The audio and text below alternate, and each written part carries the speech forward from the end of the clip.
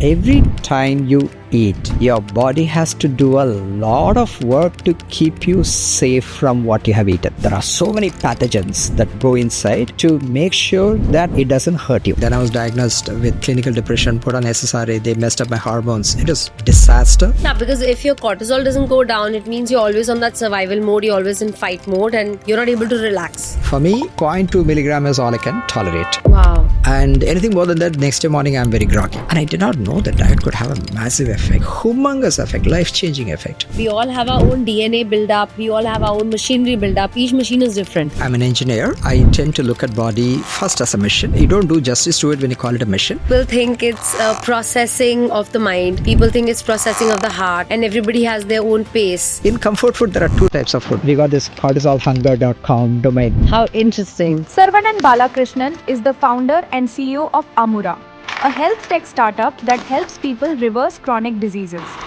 Saravanan reversed his own diabetes through nutrition and lifestyle changes, without relying on medication. This personal experience inspired him to create Amura, aiming to make personalized treatments.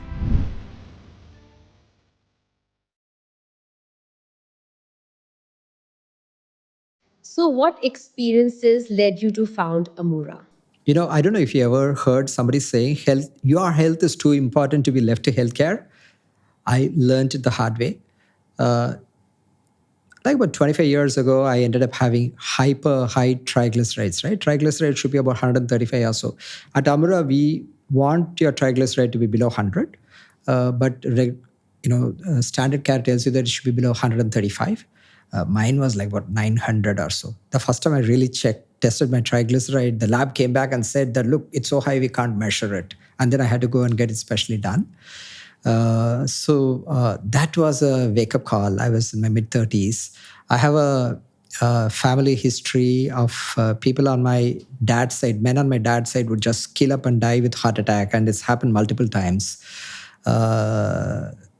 I went, got statins, got it controlled. I thought everything is done. But apparently, I realized that statins and phenofibrates only control the symptoms. They don't work on the underlying cause. I didn't know it back then. I'm an engineer. I had no knowledge on all this. I believed in the authority of a good doctor. I did research endlessly to find out who's the best endocrinologist in Chennai. We went to him, and he did the best thing that he knew. But what typically happens is, particularly if you have a physical makeup like I do, which is South Indian, typical South Indian, initially your triglycerides shoots up and it goes to some crazy numbers. And after some time, in a few years from then, it becomes type 2 diabetes. I didn't know it back then. Today I know. This is like 2001 or so. Back then when I went to 2001 is what? That's when Google was just coming up. Yeah. I don't think they even did IPO. Hardly any information was available on the internet. And even the researchers were saying that, you know what, triglyceride is all right. It's only LDL cholesterol that's a problem. But today we know that LDL cholesterol is a boat in which triglyceride is carried. So if triglyceride goes up, LDL cholesterol will go up. Just to take an offshoot segue from that, LDL cholesterol is a boat that carries triglyceride, and it also carries few other things that are constructive for the body. LDL will go up if your triglyceride goes up, which is bad. LDL will also go up if your repair and work in your body, demand for repair work in your body increases. If you are physically hyperactive, meaning which you're one of those people who have six packs and all that, there is a very good chance that your LDL will go up for a good reason. And there is a body type where the triglyceride remains low, but the LDL is high, which is considered to be, a lot of research papers are coming out that say it's good. But of course, mine is not that. Triglyceride went up, LDL went up. Phenofibrate brings down triglyceride, statin brings down LDL. I thought everything is done. But eventually, I became type 2 diabetic in 2007. By then, I have, in the intervening period of 6-7 years, I had a lot of additional knowledge. I stumbled onto a book that talked about how you can use nutrition and various other things to keep the brain sharper. That was around 2001-2. And then in about 6 or 7, I stumbled onto a book on anti-aging. Back then, longevity medicine was called anti-aging. I'm an ADHD. So like a typical ADHD would do, I went and bought every book that was available on Amazon on anti-aging. There were like about 10, 12 books. It was a very fascinating subject for an engineer, for a geek. By then, I was reading, me and my wife were reading a lot of books written by doctors who were going outside the box and finding real superior solutions. When our son's triglyceride was high, not as high as mine, but nevertheless high, doctors wanted to put him back on statins the way that he did for us. I was very worried that me and my wife were very worried that he would eventually end up the way that I ended up.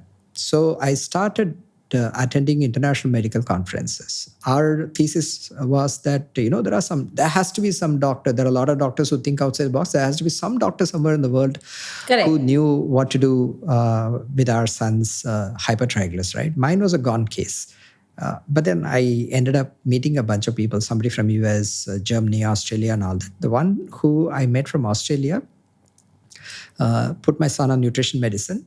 And then as a free bonus, I got to put on nutrition medicine for my diabetes. I controlled my diabetes in 2008, controlled his triglyceride. That was an exciting thing for all of us. But then also many things have been happening, Ashna. I was falling into depression in a very unexplainable way. Usually people fall into depression when everything goes wrong in their life. I would get burnt out. When everything is going well, I would get burnt out because I overwork and I would fall into depression.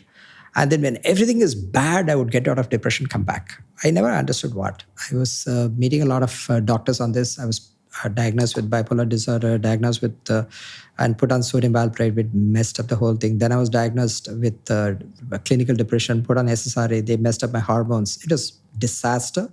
So by then, we found one success with type 2 diabetes and hypertriglyceride. Then I said, okay, let's find out what it is. I started reading all the books that I could lay my hands on neuroscience. Back then, neuroscience was just blossoming. Then I discovered, or rather self-diagnosed, that I might be an ADHD, maybe a slightly unusual type of ADHD. Then I made a 3-inch thick file, went and gave it to my doctor, and I said, look, I'm probably ADHD. If you agree with me, this is what you have to do. So that was addressed. Then this being on SSRI for a long time messed up my hormones. I got smart. I said, I then went and met some endocrinologists and told him, you know what, you got to put me on hormones. And he laughed me out of his office. But then I went on hormone balancing myself. At that point in time, I had no safeguard. If something went wrong, I was on my own. Correct. So I could read. I ended up reading everything that I could on hormones. Back then, there were not many books written on the lay press for hormones. So I started reading medical books and research papers and all that. See, I'm a civil engineer. Civil engineering is not an intellectually demanding job. I had a lot of free time in my hands, and it was not a very demanding job. So, I keep going into rabbit holes like most of us do these days. Yeah. Typical of an ADHD. So at one point in time, I knew everything about it. And then later on, somewhere in 2013, that's about 11 years ago, I discovered ketogenic diet to manage my diabetes. I went on ketogenic diet and I was on it for some time. Then it was being very difficult to implement. I found out other ways of keeping it under control. But going on low carb suddenly stopped my depression. I didn't get on low carb because I wanted to control my depression. Back then, nobody knew that low carb can help you with mental health. 6 months after I got into it, I realized, hey, I'm not falling into depression anymore. And then I was thinking about it. I realized that only change that has ever happened was that I changed my diet. And I did not know that diet could have a massive effect. Eventually, now I know it could have a massive effect, humongous effect, life-changing effect.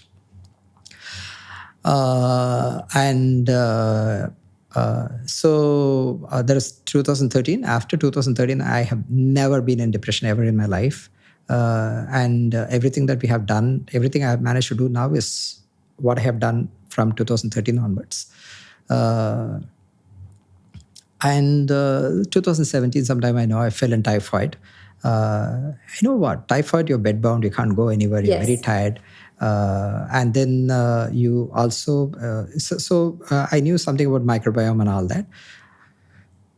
So with so much of, and I was put on strong antibiotics. Those antibiotics saved my life. Then I wanted to find out what is the effect of this antibiotic. Let me understand. And also I was worried that, when a pathogen enters your body, it never leaves. It hides somewhere.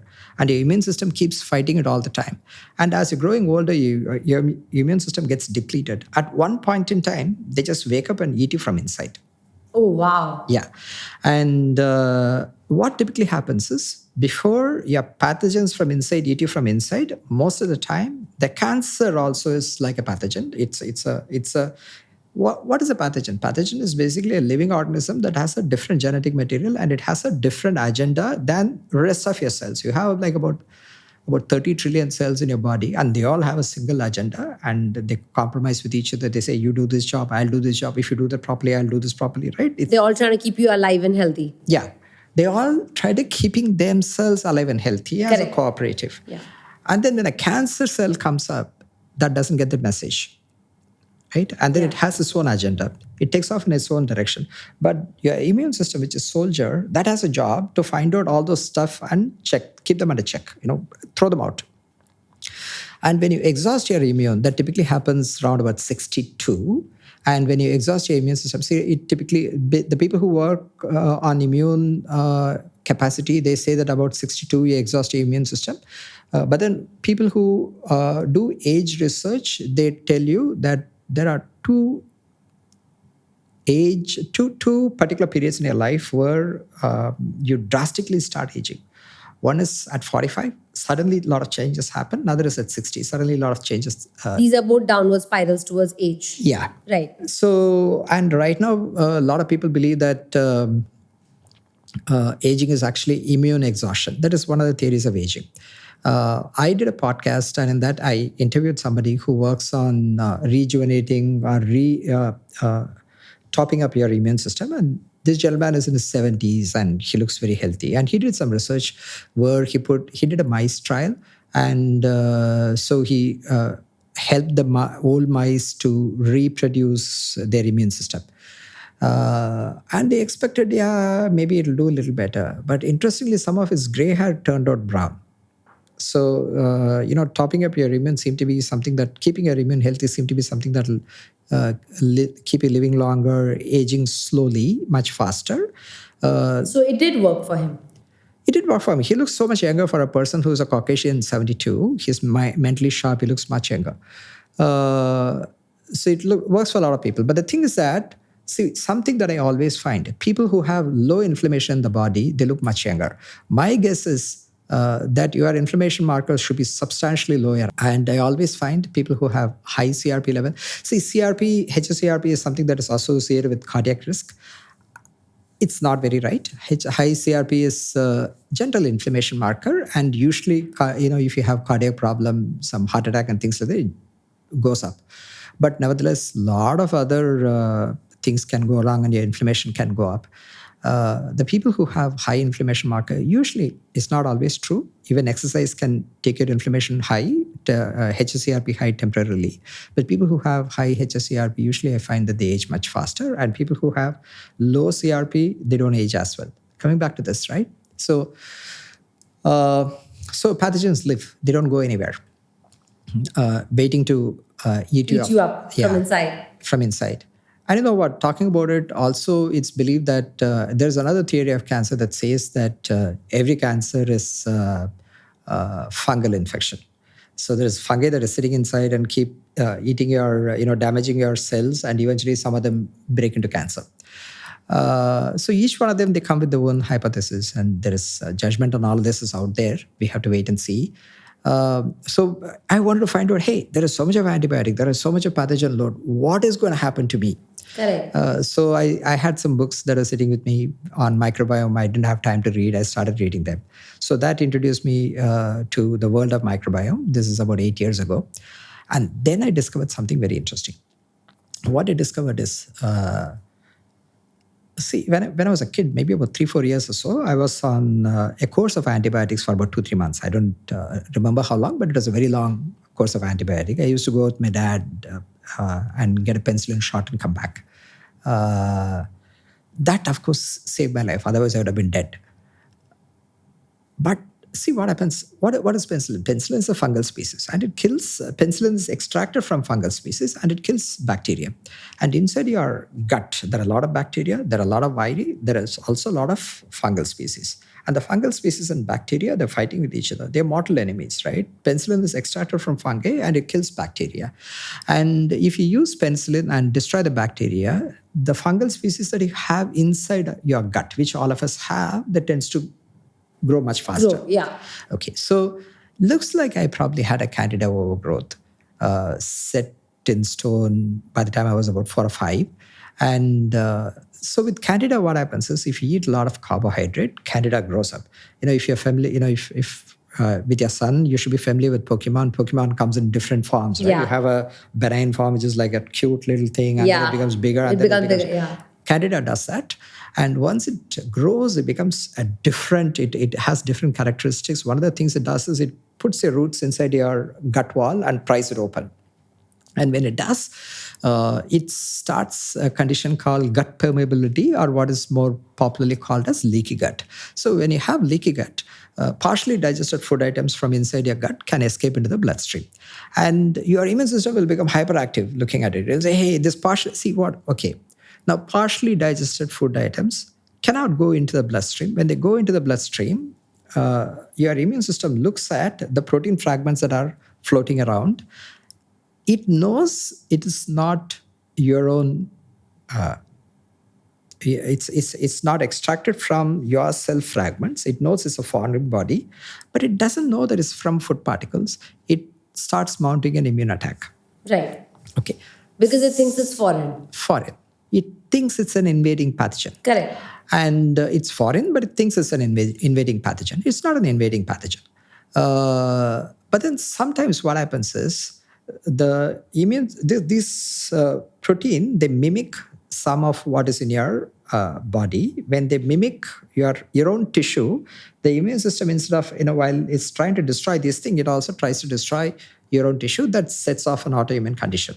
But fortunately, I didn't have anything that autoimmune that I could identify till now. But what also happens is this exhausts your cortisol. Your cortisol is needed for handling any kind of stress. It could be physical stress, mental stress, immune stress, infection stress, and all that. So normally what I hear on the internet, or normally what I hear in podcasts or interviews, is cortisol is stress. That's what people say, that cortisol is the stress hormone. The minute cortisol goes up, your stress goes up. Is that how you see it? Cortisol is a hormone that helps you to deal with stress. Okay. Okay. And primarily that. If you don't have cortisol, you won't be able to deal with stress properly. So it is not stress itself, because that's how it's described by most people. Yeah. It's not stress itself. Cortisol basically helps your body to repair and rejuvenate, recover from stress. It could be any kind of stress. And for the matter, one of the clear symptoms of people who have low cortisol, they can't take stress. Right. And to an extent, and very interesting, right? You can just look at somebody's behavior, you can tell the hormone profile. One thing is, if they have extreme empathy to a point where it's dysfunctional. You have you have an animal that is a dog that is being beaten by somebody with a stone, right? It could hurt you. I know friends of mine who would suddenly think of all the chicken everybody else is eating and cry for it, right? So these are extreme empathy to a point where it impacts your ability to live a normal life, and that is usually a mark of low cortisol, that they can't handle the stress very well. And high cortisol? High cortisol, okay. High cortisol leaves you with a lot of physical symptoms which are very easy to pick up. In fact, one of the physical symptoms of low cortisol is thin bone structure. I actually have low cortisol, and not so low, but I have a low cortisol. That's why my bone structures are very thin. People with high cortisol, they'll have a couple of things. One is the moon face, right? They'll have moon-like roundish face. And then there is another physical symptom is something called buffalo hump. They have fat deposit right here. And these two are markers of high cortisol. Okay. So now, high cortisol means their body is working at a higher level to deal with stress? Is producing more and more of this hormone to deal with stress? It is. You could have high cortisol for various reasons. For some time, there could be just a tumor in your adrenal glands, and for no good reason, it will produce a lot of high cortisol, right? And you could be facing a lot of stress. To deal with it, body wants to produce high cortisol. That also is another possibility, right? So if you have a tumor, then you'll have to work on what to do to reduce the tumor. On the other hand, If you are producing so much of stress that you start having symptoms of high cortisol, it will start affecting various things in your body. Now you take cortisol. Cortisol is a hormone that goes up when you wake up in the morning, right? And the cortisol going up is the one that wakes you up. And towards the evening, it should come down. If it doesn't come down, you're not going to sleep. You'd have heard of the hormone called melatonin, right? So Yes. there is this cortisol and melatonin, and these guys are in seesaw all the time. In the morning, melatonin comes down and it relaxes you. Melatonin relaxes you. When it comes down, that relaxation impulse from melatonin goes away, and cortisol makes you alert. It gives you focus. It wakes you up. So in the morning, cortisol goes up, melatonin comes down. And towards the evening, the melatonin builds up and cortisol goes down. So you cool down, you start relaxing, and you go to bed, you sleep. If your cortisol level is always high, your sleep is going to be difficult. And your melatonin has to build up to a substantial level before you could start sleeping. Yeah, because if your cortisol doesn't go down, it means you're always on that survival mode, you're always in fight mode, and you're not able to relax. And you need to relax for the melatonin to go high and for the cortisol to go down. Yeah, correct. Exactly. So, see, all hormones, they need to be inside a particular window. If it's too much, it's a problem. If it's too less, it's a problem. That's true almost for all hormones. I don't know of any other hormone which... Melatonin is the only hormone that has no known level of toxicity. See, someone like myself, see, remember I told you cortisol, melatonin. My cortisol itself is very weak. I can't handle a lot of melatonin, but sometimes I do take melatonin, particularly when I have jet lag and things like that. Yeah. And I cannot tolerate more than 200 microgram of melatonin. So you go and get melatonin tablet from the market, you will typically get, I think in India, you get 5 milligram. I'm not sure, 5 or 3. Yeah. And abroad, you'll get 1 milligram. For me, 0.2 milligram is all I can tolerate. Wow. And anything more than that, next day morning, I'm very groggy. So, it's very funny, it's all very interesting. A lot of people speak about personality traits, and they say one of the traits is this: I sleep easily. Somebody says, I don't sleep easily. Some people say, I never get jet lagged. I reach a place, a different country or a different continent, and I'm suddenly on the same timeline and time zone and adjust really well. And there's some people who say they take 3 days to adjust. And most people think this is a personality trait that they have. They fall asleep easily, they wake up easily. They don't fall asleep easily, they don't wake up easily. So you're saying it is all hormone based. Okay, so I'm an engineer. So I tend to look at body first as a machine, as a complex machine, right? Body is actually an ecosystem. It's little difficult. You don't do justice to it when you call it a machine. You can think of it as a complex machine. So Machine. Right. So now you look at it like that. Where does your personality come from? It is manufactured somewhere, right? Yeah. It is manufactured. There has to be a substrate. Right. And it doesn't come, hopefully, one doesn't believe that it comes from ether. Yeah. It has to be manufactured in some place. Where is it manufactured? It's manufactured in your brain. And what is it needed? It requires certain electrical signals to happen in a particular... See, inside the brain, there are only 3 things. It has some electrical signals. It has some chemical composition of the brain. Correct. And different places, there are different chemicals. And there are tissue. There are only 3 things inside the brain. There is nothing else that we can think of. And the brain makes thoughts makes us. Yeah. So there has to be some way by which, it's... it should be possible, to tweak some of this and your personality to change. See, we have this very interesting thing, right? So many people come to us saying that Amura is popular for weight loss. You know that already. Yeah. Many people come to us. Amura mostly is talked about for weight loss, but I know, knowing you, that Amura is actually fixing the hardware of the body. Totally. We make you healthy from the inside. Correct. And then see, many of these problems, okay, let's take, since we address weight and since we talked about health and all that, this is a very interesting thing. People who consider themselves to be emotional eater, these are people, when they get stressed, they eat. There are 2 things that happens here. One is that they are falling short of cortisol, and when you eat, it pumps up the cortisol level. That is one thing.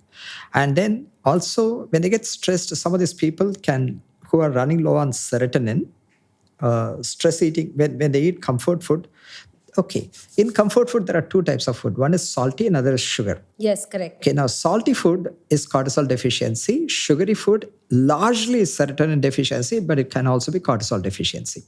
And people who think that, people who are eating comfort food, it's just that maybe they are depleted of cortisol. But you need to ask, why are they depleted of cortisol? And then they are trying to self-medicate themselves by eating salty food. Or they may be low on serotonin and they're trying to top up their serotonin level by self-medicating themselves with sugary food. Okay. Yeah. So this is, the body is deficient on something. So something is not being produced properly. And we think it's a personality trait. Yeah. I'm the kind of person who gets upset and needs sugar. I'm the kind of person who stops eating. You're right. It's not a personality trait. Not at all. It's a body's requirement. Exactly. To deal with that. And the worst thing to do for this person is to take them and put them on a diet, low carbohydrate, low calorie diet. Low carbohydrate means there is no more comfort food, right? Suddenly everything becomes bad. And then particularly in case of women, if they also are prone to getting PMS. PMS gets worse if they are also serotonin depleted, right? So they are already serotonin depleted. They're trying to medicate themselves with comfort food, and then you remove the comfort food, and now they are becoming worse than what it is already, and then they hit a PMS. All hell breaks down. Yeah, it becomes very bad. So if fortunately our guys, our medical team understands all of this. And so before the car goes and hits the wall, we take it left or right and do whatever that is necessary. The interesting thing is not that. The interesting thing is you fix their cortisol deficiency or serotonin deficiency in this case. Suddenly all that vanishes. All the craving vanishes. There are many things that lead to craving, right? Another is fatty liver leads to craving. And you fix these things. It's like you draw an iron curtain. The person who thinks I'm a foodie, this thing, that thing, and all that, right? Everything vanishes and they can beautifully implement things. The sad thing is this is not fully understood. And people are not given the support that is needed for them to get rid of their craving. They can. I'll tell you what. When people make lifestyle modification, if making the lifestyle modification depends on their ability to exercise willpower, most likely they will fail. So let's take my example. Let's say I like to eat ice cream every day after dinner.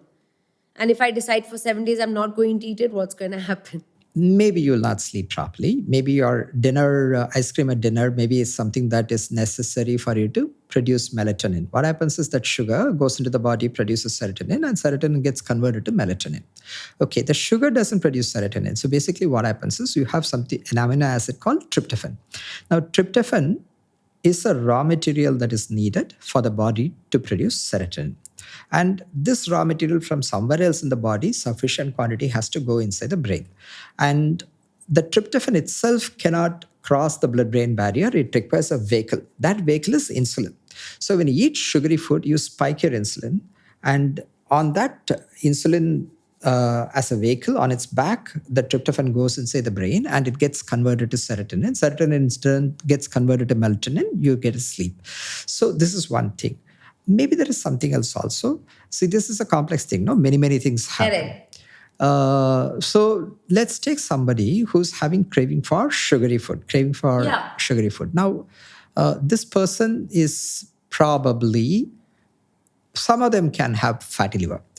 Now, if you have fatty liver, what will happen is body tends to clear. See, for a person who's healthy, body will remove the optimal amount of sugar from the blood. Once it's burned, then it will start releasing sugar from the storage. But somebody who has fatty liver, body does the clearance of the sugar more than it should. Right. So there will be a sugar dip. Yeah, you'll feel low sugar. Yeah, low sugar. And when the sugar dip happens, something very interesting happens. In your brain is actually, it's got three structures. There's a word called triune brain. It's made in 3 layers. The first one is your brainstem, that even insects have it. It's got hundreds of millions of years of evolution. And the next layer is called limbic system. Limbic system, it's what you call as a reptilian brain. And that has got more than 100 million years of evolution. Then you have mammalian brain, which is that wrinkly thing in the brain. Okay. Now, that is a relatively recent evolutionary development. Now, the brainstem itself is very energy efficient. The limbic system is less energy efficient, and your cortex or mammalian brain is even less energy efficient. In the mammalian brain also, the front part of your mammalian brain is called prefrontal cortex, and only we have it. Only human beings have it. And prefrontal cortex is only about few million years of evolution, right? It's only few million years old.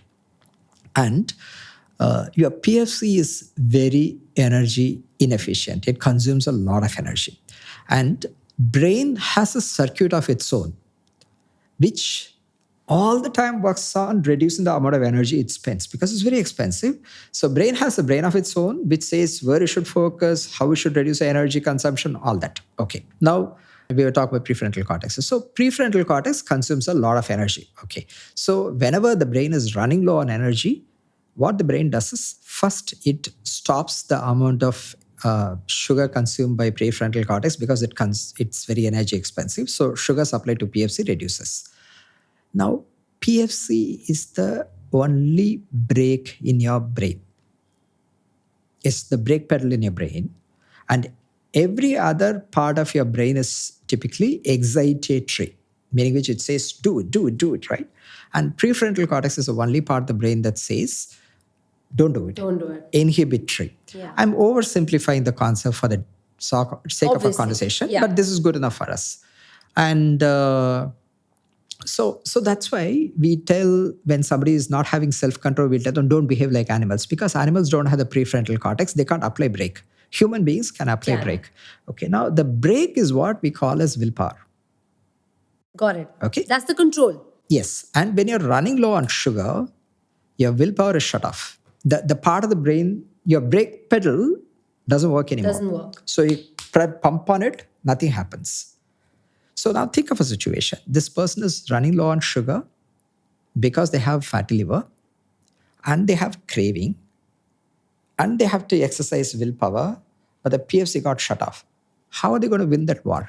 They can't. Not happening. Yeah, it's not going to happen. Yeah. It's a lost war. Yeah, it's a lost war. But on the other hand, you make sure that their fatty liver is addressed, suddenly there'll be no craving. And they will think that they Sugar have dip will not achieved, happen. they might think they have achieved the willpower. But it's actually the fatty liver because most people think that it's all attached to emotions and the mind. And we have decided that we're not going to eat this or I don't feel like eating this. But that feel, like you said, is coming from the hormones and how the body's functioning. Yeah, actually, if you tweak it, yes, I agree with you. Actually, if you tweak it, you will not even have emotional response to junk food. Yeah. Like you walk past, typically when we walk past a bakery, for example, Tio Brahma, is like, next time I come here, I need to eat this, right? Now, if you are healthy, it won't register in your brain. You are absolutely right because I have actually faced this. I was somebody who consumed a lot of sugar. Going back 2022, I think every year before 2022, since I've been born, I had this need to have sugar in my system once or twice or thrice a day. I had to input sugar, whether it be in form of tea, dessert, after lunch, after dinner. And it was almost like I felt I can't live without it. I have to do it. Like you said, it could have been many other body functions that were leading me to do it. And I thought I was just emotional about it. And it was a requirement for my emotional need. But 2023, I made a lot of changes to my diet. I made a lot of changes to my lifestyle, which have actually now led me to a point where I consume sugar as a part of maybe a birthday party, maybe a wedding, maybe a something. And it's not something that I need 3 times a day. So you're absolutely right that I used to think it's a part of my personality, but it probably was just a functional thing. It's just a part of your hardware, not part of your software. And I actually thought it was software related, where my mind decided, but it was probably a part of my hardware. Yeah. And I think most of us live this way. We think our software decides, but like you said, it's our hardware that decides. Yeah, of course. Also, I should be very careful not to come across as everything is hardware. Not.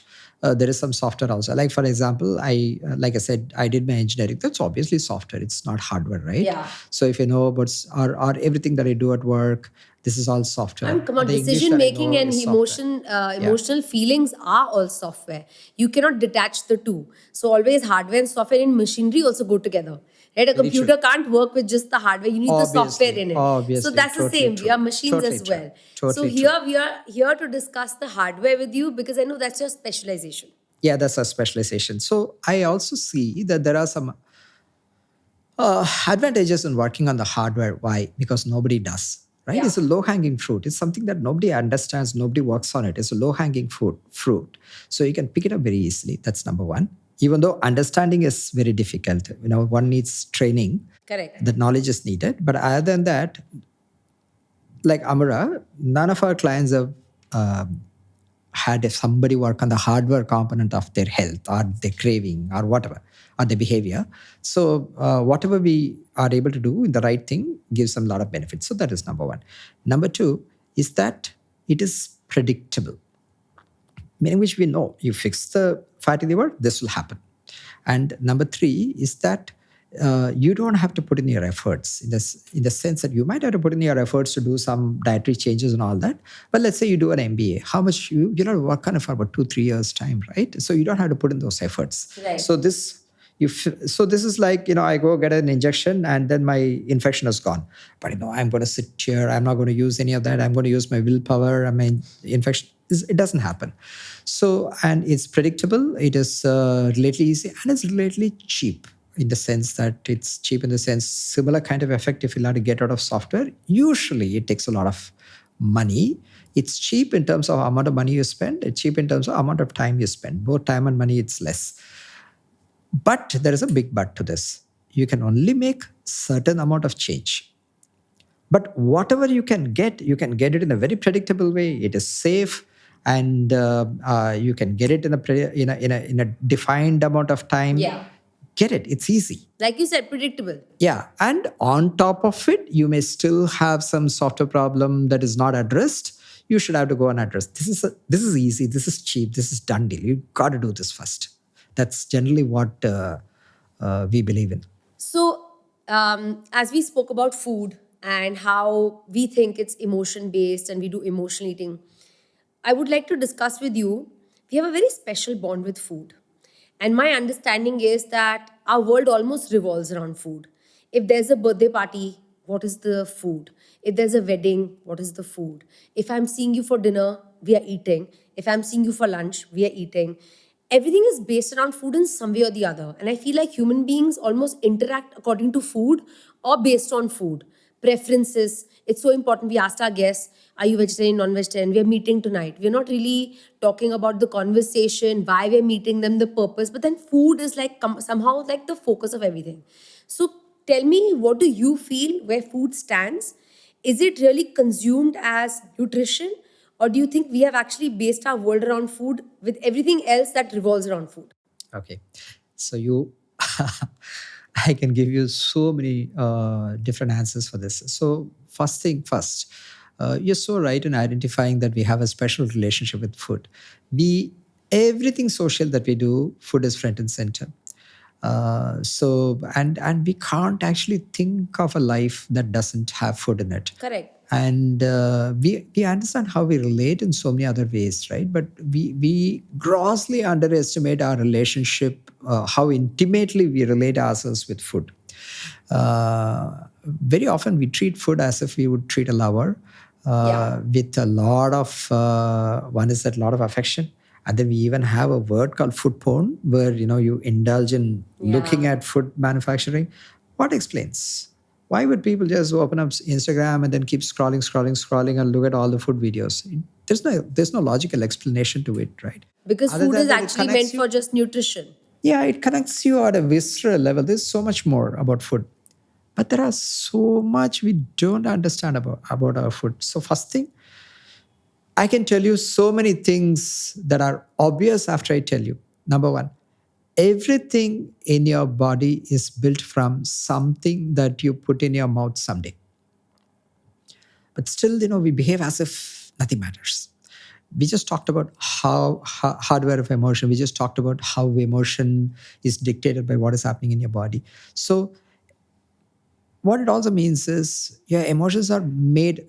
We also talked about how emotion is made by brain, right? But then brain is built from something that you put in your body, right? And the chemicals in your brain which dictate how your brain is behaving at this moment, is those chemicals are built from something that you put in your body.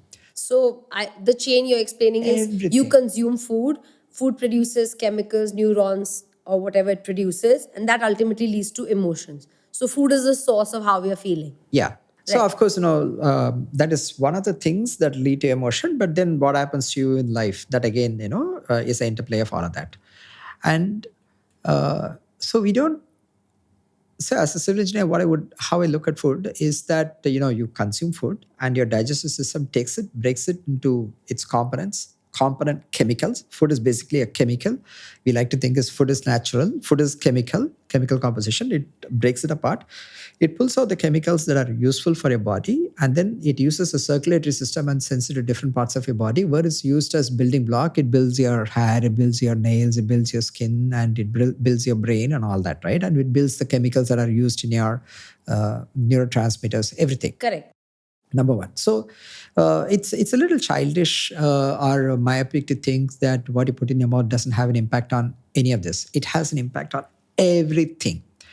And not just that, the person who does the job, the part of your body which just does the job of taking the food and breaking it into pieces, extracting what is right, and sending it to various parts of your body. If that is your gut, if that doesn't work properly, then even if you're going to eat nutritious food, nothing, you're just not going to See the benefits see of the it. benefits of it. Yeah. Yes. And the third thing is food agriculture industry and food production industry, they both operate with the objective of optimizing for their profit. That's how it should be. Right. Right. You can't expect it to be anything different. So the agriculture industry tries to optimize the produce for maximum weight. And when the food is sitting in, when the vegetable is sitting in the supermarket, you should pick this vegetable rather than that vegetable, right? So it is optimized for how beautiful it looks. It's not optimized for how nutritious it looks. You don't have a way of figuring out how nutritious a food is until otherwise you put in the mouth, which obviously you cannot do in the supermarket before you buy it. Correct. So We go on the visual. Go on the visual. So the food production is optimized for how much it weighs and how beautiful it looks. It's not optimized for how nutritious it is. And the food industry, so that is agriculture industry. The food industry itself is optimized for how can they make you eat more and more, meaning which it's palate, right? So Yeah, because they your want you taste to buds- consume what they're producing. Obviously. Yeah. And you have taste buds to tell you what is good for you and what is not good for you. That's the original objective of the taste buds. Taste buds were not there for you to get tripped on sugar. Even about 100 years ago, so even today, all the animals depend on their taste buds to stay alive, right? If they're not eating something toxic, it's because they know what is toxic. And we as human beings, it's only now everything that is coming on your table, you know for sure that this is healthy, or rather this is not toxic. But 100 years ago, that was not the case. You walk on in some place to your farm or some forest or something, there is a nice fruit. You should know whether that fruit is good. You take it, put it in your mouth, it's bitter, you throw it off, right? So the nutrition, the sense of taste that you have is actually the compass that tells you what is nutritious. And some very often, like you take a lot of sugar, you eat a lot of sugar. After a particular point in time, you don't like it, right? You can't eat anymore. That is, your body says, hey, I topped up this nutrient a lot. On the other hand, when the body says, I got to eat more of that, it means that I'm lacking these nutrients and it give me. Now, this is very apparent if it talks about sugar. But this is also the same case with a lot of other micronutrients. And people who still have the body intuition, they do this well. I've come across blood report from some of the people who have excellent body intuition, even at a much older age. You look at their blood report, all the micronutrients are very well balanced. Okay. But the food industry has taken the sense of smell that was given to you to decide what is good for you and then hijacked it for their profit. Okay, so the food that is produced is not nutritious. The vegetable that are produced is not nutritious, and the food that is made and given to you is also not nutritious. It's tasty. This is something that we don't really, we don't immediately think. There We are don't other think about it, we don't actually. We think just about it at all. consume. Yeah, and because we don't think about it, we don't actually pay extra money for nutritious food. We pay extra money for delicious food. We pay extra money for food that looks beautiful. We pay extra money for food that weighs more. We don't pay extra money for food that is nutritious. That is just not there because we don't have the senses properly developed. And second thing is that we all love to believe that food is food is nutritious, food is nourishing. See, that's why I said that we have a relationship with food as if we have it with lovers, and we food can do no harm is typically how we intuitively think until we stop. Even if we identify some villains, there are like few villains like, oh, sugar, oh, pastry. There are few things that we identify as villains, but everything else is considered to be nourishes. But Ashna, each one of us have a particular configuration of food that is best for you. Now, if you want to be operating at a mediocre level, you eat anything is fine. But today, most of us, at least the people who are in city, we don't operate at mediocre level. Like, for example, I do about 100 hours a week, and 100 hours, my survival depends on the 100 hours being high intensity, engaged, not sleeping, not wasting time. Alert. Right? I need to be alert. I need to be at best of my game. Yeah. I need to try. And that is not enough. I did not evolve to be sitting in a chair for 16 hours and be at up of my game all the time. Go, catch up some sleep, come back and do it again, do it again, do it again. Now I've been doing that for 8 years after I started Amura. We did not evolve for that. In a forest, if monkey gets all alert, if it gets to do it once a month, it's great, right? So we're actually mutants that we are able to do this very successfully for such a long time.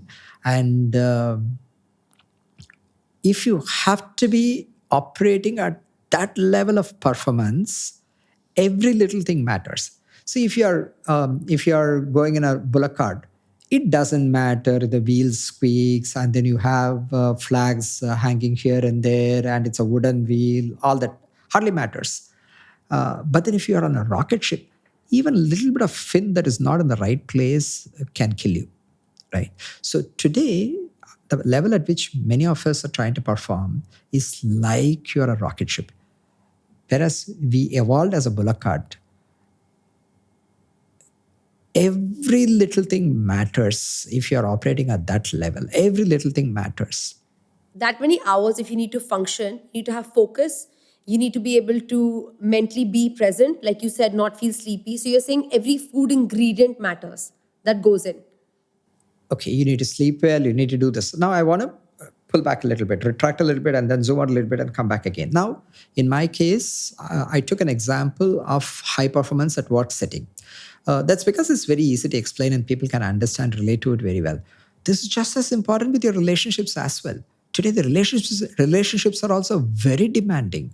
We grew up in a tribe, small tribe, where you were like 100, 150 people, and you knew each other for the rest of your life, and everybody understands who you are. Today, everybody that you meet, you're meeting for the first time, and then you need to make them comfortable just like that. And the stakes are very high, right? You meet somebody, you shake hands, like you have venture capital investors who don't even look at it. There are people who made investment in our company who had not seen me.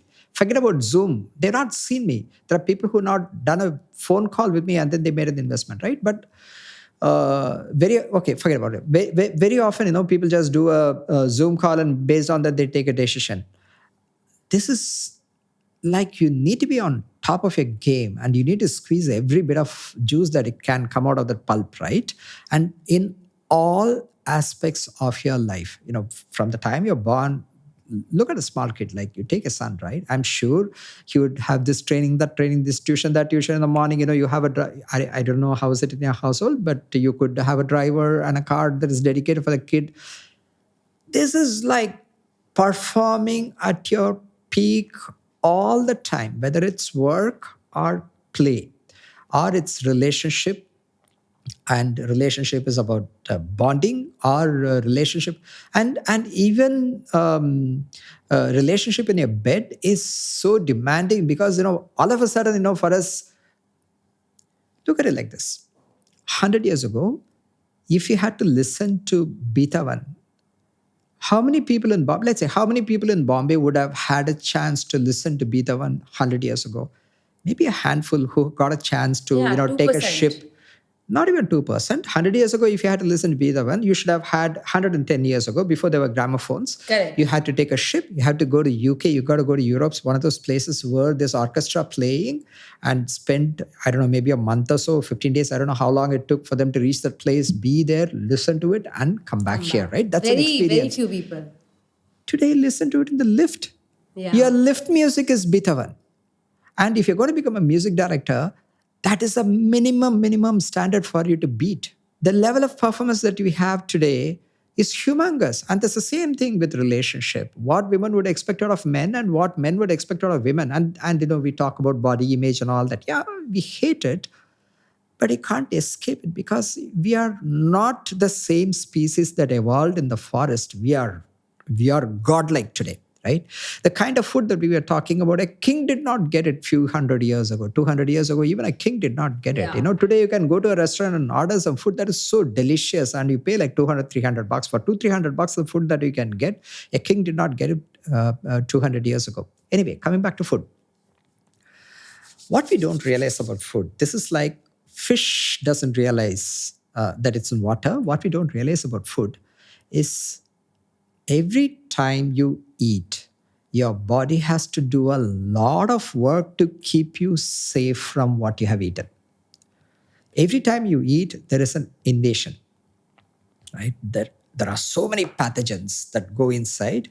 Body uses acid, this, that, and all that. It sanitizes, it grinds it. It does so much of work to make sure that it doesn't hurt you. There is a war inside. Most of the time, the body wins.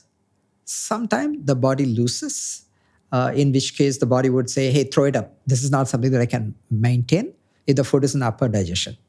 If the food managed to go past to the lower digestion, then it initiates a diarrhea. Basically, what it does is it opens a gut wall and water rushes in with the idea that whatever is toxin, harmful, I'll flush it out. Yeah. Okay. But this does not happen. This happens only if it is really, really bad. If it is only marginally bad, body doesn't have a mechanism. It just puts up with it. Because that is how we evolved. A little bit of bad things were always happening to us. Yeah, it's okay. But today, a little bit of bad things is not okay. You're like a rocket ship. Your fin cannot be in out of place. And today, so much of what you're eating is holding you back. What we believe is that food is the first poison. It doesn't mean that food is poison. We're not saying food is poison, but if something can be the poison for you, the first possibility is the food that you're eating. Find out, ascertain that nothing that you are eating is holding you back. Nothing that you are eating is giving you bad behavior, giving you emotional ups and downs, upsetting your mood. No sleep. All of that, right? Yeah. Rule that out.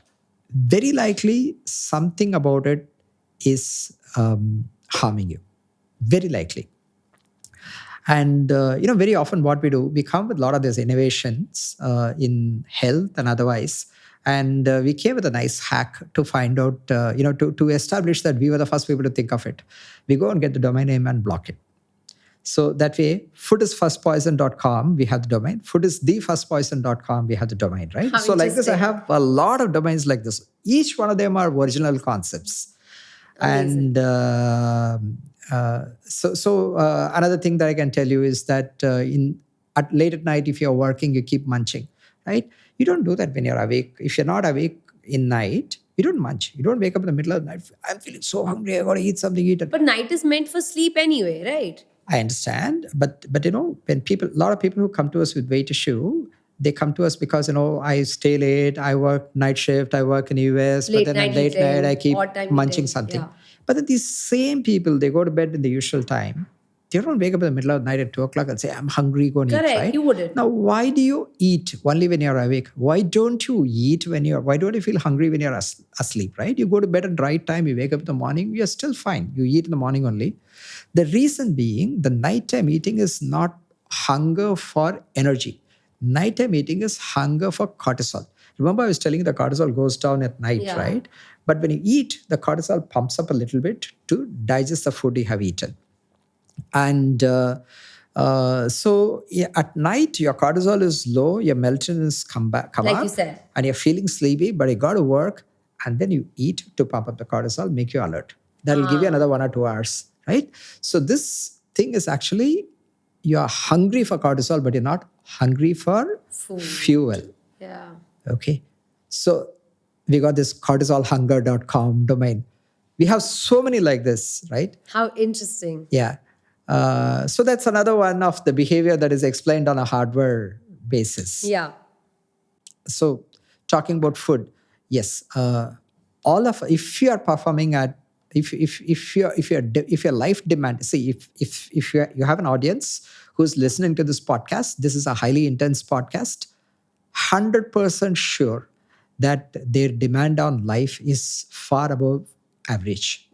Right. And these people need to optimize, they're looking for ways to optimize their life. It could be work, it could be play, it could be relationship, it could be anything. And they will all do better to look at is something they're eating is holding them back. Interestingly, the configuration is very unique. It's like fingerprint. It changes from person to person. Your solution, if you're trying to optimize at that level, right? Your solution is just not going to work for me. It's just not Correct. going to work for anybody else. Because we all are original, right? We all have our own DNA build up. We all have our own machinery build up. Each machine is different. Yeah, very true. Very true. Yeah. Yep. So that's our take on food. Food is the first poison. Food is not the poison. Food is the first poison. And food is nourishing, yeah. But at the end of it, you just got to admit the fact that it's just a chemical. And but then there is also another thing that we don't realize. Probably we realize about food, but not in an explicit way. Is that the nutrient that we know of that we can label are just a handful, right? In our practice, we use like about 80 nutrients, Yeah. 80, and which is like way more than what other It people is a are. lot. Yeah, way more. But then if you talk about protein, if I remember correctly, I think there are like about 250 million proteins, just proteins alone. 250 million proteins. Yeah, protein that we need to molecules- consume. No. Molecules that are there in biological world. Oh, okay. If I wow. remember the number correctly, it's 250 million proteins. And so much we don't understand. The understanding will take years and years, even with all the artificial intelligence and things like that, it will take years and years and decades before we understand all of that. So it's always better to consume food from natural source, because natural source food is, if the food is combined in a particular way in a chicken, then probably that's good for you. If the food is combined itself in a particular way in a plant, that's probably good for you, because we all have similar kind of template. There is another thing which we intuitively understand, but it's nice to make it explicit. But there are some times where you may not have all the nutrients in your body. Maybe your digestion is not working well. You're not able to extract some nutrients, in which case one has to take up nutrients as a pill and put it in one particular optimal level and work further. So when I was researching, I came across this statement that said that Amura is a program that's hormone fixing instead of diet fixing. Would you say that's true? We work on all aspects of health. We believe that people have what we call as engines of weight gain. We talked about fatty liver, right? Fatty liver is an engine of weight gain. Fatty liver gives you carb craving, and the carb craving will make you put on more weight. So you let it fix the fatty liver, carb craving vanishes completely. So that's an engine of weight gain. And more weight you put, the more fatty liver you'll get, and more carb craving you'll have. Another engine of weight gain is thyroid deficiency. People who are thyroid deficient, they will not burn. See, thyroid is necessary for oxygen exchange at every cell in the body. So you need, so basically the food that you're eating, at least part of it is like a fuel. In a stove, you need to put wooden logs, and then wooden log it combines with oxygen, and then flame comes out, right? It happens inside a mitochondria, and oxygen exchange doesn't happen properly if you are thyroid deficient, and so as a result of which your energy is not wasted. People who are low on thyroid, they will have a lot of symptoms that is a result of not having enough energy, lethargy and plenty. But then, since you are not expending a lot of energy, you tend to accumulate weight. And once you accumulate weight for any reason, then you will accumulate fat in the liver also. Once you accumulate fat in the liver, then you'll start having more and more carb craving. And then it goes on a loop. So it's a cycle. It goes on a cycle. And then similarly, there are a few things that I can tell you. Let's say somebody doesn't have enough acid in stomach, right? And stomach acid is needed for digesting food. And if you don't have enough acid in stomach, you won't be able to extract iron properly. Interestingly, South Asians, Indians and all that, right? We have less acid than the Caucasians have. So if you look at the food that Indians eat and Caucasians eat, we say that we are going to eat non-vegetarian, but what we'll have grain, rice, roti and stuff like that in the center, and then we'll have non-vegetarian food in the center. And they would eat Caucasians would eat non-vegetarian, where they would have a steak in the center, and then they'll have a little bit of mashed potato on the side, right? Yeah. So it's... I think their carbs are always on the side, and our carbs are our main, and we take our protein as side dishes. Yeah, that's because we are not equipped to digest protein. And we love our vegetarian food because we are not all that good in digesting protein. Particularly, animal protein is a high density protein, and red meat is the highest density protein. So difficult to digest, and it requires a lot of acid. A lot of us don't produce it. Particularly people who have been traditionally vegetarians, because they have been vegetarians for hundreds of years, they have less acid. Okay. Now, if you have less acid, you'll have difficulty digesting protein. You won't like protein. You'll actually hate protein, and at least high density protein. And second thing is that you also won't be able to extract iron. So this is, you're saying, generational. See, we are an agrarian society. We've been an agrarian society for a long time, for thousands of years. And so Indians generally produce less acid. As a race. Than Westerners. And Indian vegetarians even less. Interesting. Okay? And this Western doctors don't understand. And every medical literature that is medical textbook that our medical colleges use, they all have been written by the Westerners, for the Westerners. So this knowledge just doesn't exist. Sometimes, I don't know what to say. I don't want to be emotional. I don't want to overreact emotionally. If you have low stomach acid, it can lead to acid reflux. Right. Most of the Indians who have acid reflux, they end up with acid reflux because they have low stomach acid. Most of the Westerners who have acid reflux, they may have acid reflux for some other reasons. But a lot of Indians who have acid reflux, they have it because they have low stomach acid. But then when you take them and put them on acid blockers, you further suppress the amount of acid they already produce. They will never get better. So, for example, if I have an acid reflux problem and I eat a medicine to fix that acid reflux, I'm suppressing it further for my stomach to have those acids to digest the food. Yeah, usually that is the kind of medication that you're given. You are given a PPI, proton pump inhibitors, which reduces the amount of stomach acid it produces. Yeah. Sometimes, that is good enough for you, but a lot of people, that is not the right solution. I also think that solution is mostly temporarily. I have taken, and I feel like it's very temporary, the relief. It is meant to be temporary. See, if your acid blocker drugs should be used for about 2 weeks, I think. I don't remember very well, but longer than 2 weeks is usually not a good thing to do. There are people who are on it for years together. They don't have problem with low stomach acid, high stomach acid. They have problem with low stomach acid. You take them, increase the amount of acid they have, the stomach acid reflux will go away. What to say about it? Your body wants you to have acid. Acid is there for a good reason. If you don't have acid, you can't digest and extract protein from your food. You cannot digest iron. You cannot digest, you cannot extract magnesium, B12, zinc, so many things, iodine. Now, you have low stomach acid. You cannot extract iodine. Iodine is needed for making thyroid. Then you'll end up with low thyroid hormone. You'll end up with and then low stomach acid. You don't have enough iron, you want to keep eating more food in order to top up your iron. In the meanwhile, you don't have iodine, your thyroid hormone has gone down, and your metabolism has sunk. You can't spend as much energy. You are eating more food, you end up with weight. You take that person and starve them. Already they are nutritionally deficient. You take that person and starve them. If they have excellent willpower, they will do this for a few months. By the time they finish it, they'll become so acutely nutritionally deficient, they'll go back and binge in order to top up all the nutrients and gain back all the weight. Yeah, that's what I think mostly happens with people. Ashna, body is a beautiful thing. Anyway, we come back to engines of weight gain. Yeah, so we track like about 90 plus engines of weight gain. When people come on the program, we fix all of that. And then you start seeing the glow in the face, right? So people come on the weight loss program and suddenly they're glowing. They're like, hair is better, nail is better, all that, right?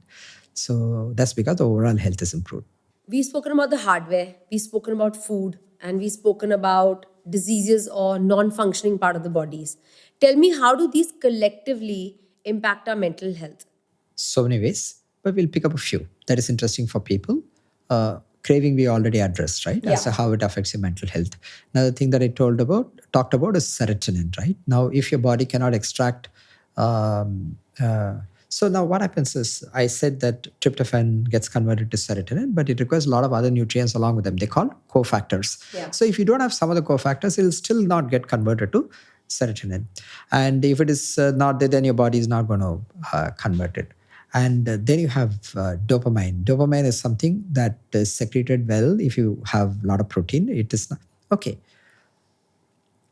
we talked about serotonin and then we said it's dopamine, right? Now, serotonin has its own function. Dopamine has its own function. Dopamine usually helps you with focus and all that. Serotonin helps you with a sense of complacence in life. Not complacence, sense of contentment, sense of happiness in life. So serotonin is happiness, dopamine is focus. Focus, yeah. Yeah. Focus is very loosely speaking, but it's basically goal seeking. And now serotonin and dopamine, they are on a seesaw. Anything that you do to increase the serotonin will drop your dopamine. Anything that you do to increase the dopamine will drop your serotonin. That's just how it works. That's how it works. Okay. And this has got beautiful interplay of effects, okay? For example, there are people who naturally have more dopamine than serotonin. Now, these people tend to get depressed very easily. Serotonin drops and they tend to get depressed very easily. They'll have little less than normal serotonin and their dopamine is a little higher because the serotonin is a little low. They're the people who are a little bit more prone. But interestingly, what happens is because these two guys are in seesaw, the moment your dopamine drops, the moment your serotonin drops, your dopamine goes up. And when you have too little dopamine, you have problem with keeping attention. That is classic ADHD. When you have too much of dopamine, then you have dopamine gives you something called salience, meaning how much of importance that you attach to something. An individual with low dopamine will have less salience, meaning they won't attach a lot of importance for many things. These are people who will say, yeah, big deal, I'll forget it, right? What big deal? Yeah, it's all right. And there are people who have high dopamine. For them, everything is like, wow, yeah, it's important for me, right? And also people with high dopamine, they're very detail oriented, they're very regimented, they're like, they'll do everything tirelessly, they will do repeat work. People with low dopamine, on the other hand, are they cannot be systematic, they're like spontaneous and all that. But it'll come to mental health. That is behavior has come to mental health. So because dopamine it increases the salience, when dopamine level increases beyond a particular point, you will attach too much of salience for things that are not true. Just take it as it's not scientific. I'm not giving a scientific explanation, but this sort of explains a concept. So what happens is too much of dopamine can give psychosis. Right. So there are some people who will get depressed, very badly depressed, and then suddenly they'll enter into psychosis. So these are people with naturally low serotonin, naturally high dopamine. And you take someone who's very detail-oriented, who has high energy, who can focus all the time, but not very creative, right? And their creativity is expressed in different way. These are people who are very good at execution. They will keep doing the same thing again and again without getting tired or without getting bored. And that personality, if they are low in serotonin and they get into deep depression, they can get into psychosis. Okay, and for them, pump up the serotonin, the psychosis will go away. It's difficult to drop the dopamine. Pump up the serotonin is something that you can do. Psychosis will drop away. Then there is another interesting thing. So these things that you're talking about, drop this or increase that, you're talking orally taking medicines, or you're talking about food injected? Yeah, it's so Consumption of that. Okay, there are two things you can do to increase. Let's say we take serotonin. Okay, there are two things you can do to increase the serotonin level. What happens is your neurons, there are two neurons. One neuron pumps out serotonin in the space between these two, and then it takes it back.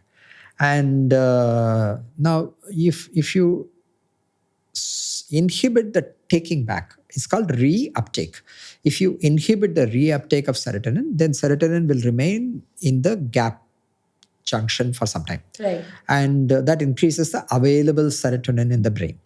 Then there is another thing that you can do. You can increase the production of serotonin. So how do you increase the production of serotonin? You give all the raw material that is needed for the body to produce serotonin. You give tryptophan, you give all the cofactors and all that. You do all that, then serotonin is produced. Okay. Either, you use less of the serotonin that is there, or you keep more of serotonin in the junction between the it's called synaptic junction. You create more of, you leave more of serotonin in the synaptic junction, or you produce more of serotonin, so more of serotonin is available in the synaptic junction. These are two things that are available for you. And there's something else that I'm going to tell you which is very interesting and not a common knowledge. So you have this part of the brain called anterior cingulate gyrus. Now, anterior cingulate gyrus is somewhere here, but at this location, but somewhere around here is anterior cingulate gyrus. Now, anterior cingulate gyrus is like the gear shift in your brain. So anterior cingulate gyrus is like the gear shift in the car, okay? And in that, serotonin is like a gear fluid. So you have more serotonin in ACG, anterior cingulate gyrus, then gear shifts much more easily. And if you have less serotonin, gear doesn't shift. Okay. And so what happens is these people have one track mind. So this is in a rheostat, it's in a grade, right? So there are some people who can just flip like that and do one thing one time, do another thing another time. So for them, the gear shifts very easily. And then there are people for whom gear is sticky. It doesn't stick very easily. They like to stay. They'll hyperfocus, they'll do one. Now, I like to call it as an emotion called stickiness. Emotion is what you feel, right? I like to call it as emotion called stickiness. So these people, they start talking, they will not leave. Or in the morning, they will not leave from home and go to work. And then they go to work, they'll not get up and come. They'll be sitting in the work, right? Yeah, wherever they are, they get focused there only. They get like stuck there. Yeah. They get stuck there. Correct. In everything in life. They get stuck on everything in life. And that is because the brain is sticky. Okay. Now, this is bad because sometimes you know this absent-minded professors is a classic example. It makes you an absent-minded professor. On the other hand, if you got to work on a problem for about 10, 20 years time, you need this brain time. Without this, you cannot work. If you got to work on a problem for 10, 20 years time, and every day you'll have to work like 10 hours, 10 hours, 15 hours on a single problem, you do that again and again and again, unless otherwise you have that. So this is a raw material this is a basis for grit. Okay. Grit, GRIT, grit. Okay. And which is considered to be the topmost trait for success. Today, all the problems that you can solve in 1 or 2 days don't have any economic value. So there are low-hanging fruits, right? I go work on it and create something new in a week's time and all, they've all gone. It's only the problems that you have to work on it for many years, not just many months. Many years you'll have to work on. Only those problems are highly rewarding. And only those rewards are appreciable for us. You might get a reward for working on something for 1 or 2 weeks. Nobody's talking about it. If you got to create something that is really great, you should have worked on a problem for many years. And this brain type helps. But it also has a lot of other problems. Now, in these people who already have a gear shift problem, if the serotonin further drops, they can become the critical factor can increase. What it means is when something is not right, it can become much more apparent to them than it is for everybody else. Like let's say that I'm supposed to keep this flower vase in a particular way. It's not the exact same way. It's a little off this way. Everything will disturb them. Yeah, it is. It is much more apparent to them than it is for a normal person. Right. Okay, the critical factor is very high. And these people tend to become perfectionists. Now, if if you're not letting perfectionism, see, with perfectionism, you should also have a power play. You should also have an intellectual engine that is large enough that you can actually perform at that level. If your intellectual power is not large enough, and you're only a perfectionist, so whatever you do is not sufficient, but then you don't have enough power plant to, you don't have enough intellectual firepower to reach Launch. there, right? Yeah. And then you'll be stuck. It's not enough. It's not enough. Okay. Then and it's a, if it becomes even worse, serotonin even drops, then they become extremely irritable. Okay. Now there are other ways by which you can use ACG.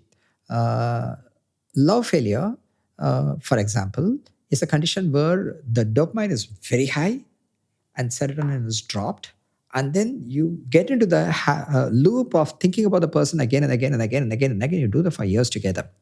So with these people, if you top up the serotonin level, they can break that and come out. They may not be able to break it right at the beginning because it's very powerful. Your little bit of serotonin won't be enough to make the difference, but brief serotonin will break you because you get into that loop because your serotonin in the brain all over drops, and then serotonin ACG drops. Your gear gets shift. Your gear gets stuck, and you're there for quite some time. Otherwise, it typically takes about 2 to 4 years time to get over somebody that departed you, or get over a love failure and all that. Hey, a way to do that little earlier is to top up the serotonin. Yeah. Who would have thought? Because Yeah. people think it's processing of the mind, people think it's processing of the heart, and everybody has their own pace. But very interesting to know that it's based on our dopamine and serotonin level. Yeah, sometimes behavior also has an impact. But what I would like to think is, hey, do all these changes, and then if that is not sufficient, then you start Top it working up on behavior emotional changes. side of things. Yeah, behavior changes and learning, all that, right? Tell us your ultimate vision for the future of healthcare. See, Ashna, there is no good reason why you have to study about internal combustion engine and gravitational force before you studied about how your gut works, how nutrients work, how your brain works, all that. Do you agree with me or not? Agreed. Kids, you need to know about what is healthy before you need healthy. Today, people start knowing about, reading about health related podcasts and all that when health is broken down. You need to know when you're still in the school, right? When you're still a teenager, you need to know what's a healthy habit. When your hormones are acting, you should know what is actually happening to you. That will improve, that will make the world so much better, right? Today, we are not there. There is this thought experiment that you can do, right? You ask any guy that you know of, ask them which is the most expensive production car in the world. Everybody will say it's Bugatti, right? Most of the guys will tell it's Bugatti. Almost nobody is going to buy a Bugatti in their life. Nobody can afford to buy a Bugatti in their life, The right? It's an percentage is expensive. very low. Yeah. But then everybody knows. Why? Because that company made sure that everybody knows about it. On the other hand, if it asks you, what is the best food for you? You won't know.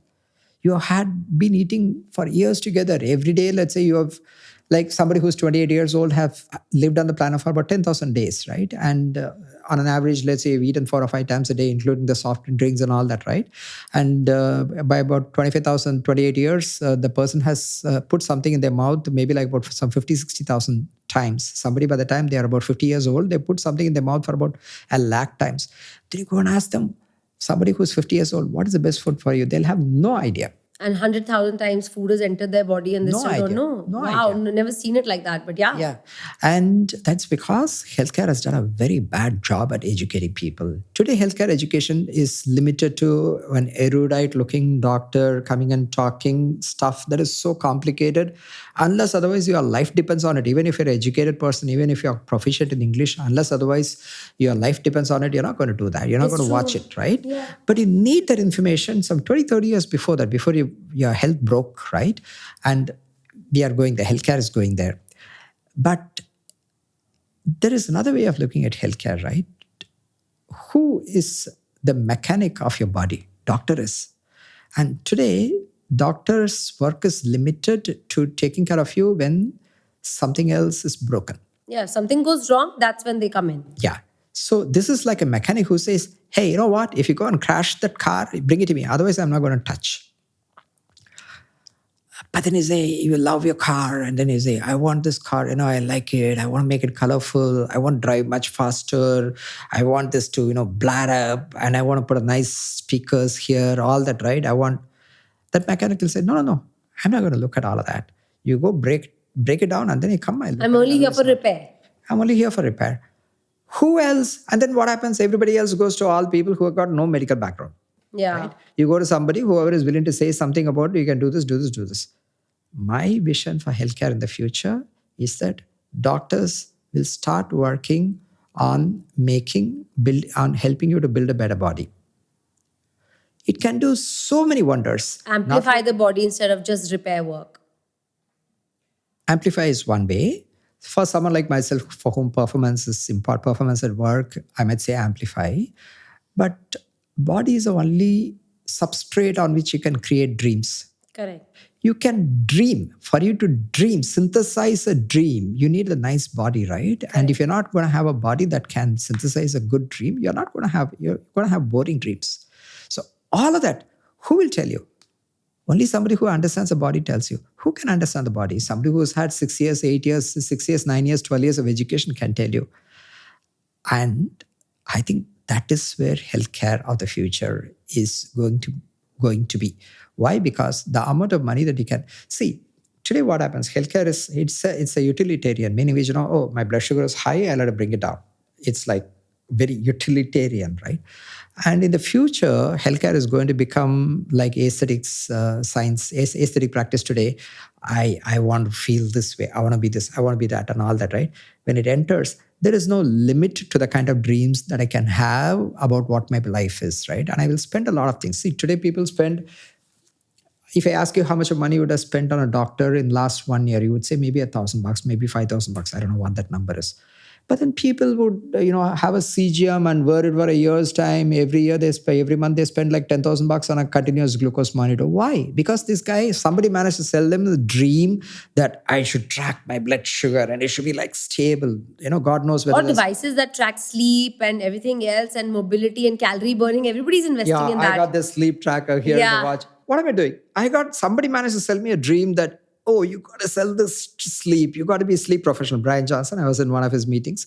And you got to become a professional sleeper. Okay, fine. I got to track this. I had this for a long time. Now you put sleep on the screen. Anyway, so you can sell so many different dreams, right? And Brian Johnson sells sleep as a dream or youthful as a dream, right? As a dream, yeah. And Amura sells healthy body as a dream, right? Each person can sell their own dream. Whereas every diabetologist can only sell your HbA1c will be below 6.5. They all can sell only one dream. When you can sell only one dream, your race is to the bottom, right? The customer will go to this person and say, oh, you know what? I'm paying you so much. And for that person, I'll pay less. And there's going to be a lot of, it's like the industry will eventually become, it won't flourish. The industry won't flourish. There is so much of headroom that is possible in healthcare when healthcare learns how to sell dreams. And I think that's the future. Thank you so much, Mr. Saravanan. It has been an absolute pleasure talking to you. And I think it is completely new what I learned today. I had no knowledge of this.